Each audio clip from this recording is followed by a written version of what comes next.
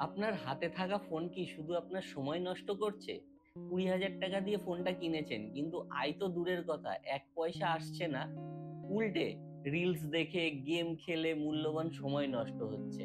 ভাবুন তো, এই একই ফোন ব্যবহার করে যদি আপনি নিজের দক্ষতা বাড়াতে পারতেন, যদি কিছু শিখতে পারতেন, নতুন কোনো স্কিল যা আপনার ইনকাম করতে সাহায্য করবে, কেমন হতো? যদি আপনার স্মার্টফোনকে আপনার ব্যক্তিগত উন্নয়নের সঙ্গী করতে পারতেন, হ্যাঁ, এটাও সম্ভব। আমরা আপনাকে শেখাবো কিভাবে আপনি আপনার 20,000 টাকার মোবাইলকে আপনার আয়ের উৎসে পরিণত করবেন।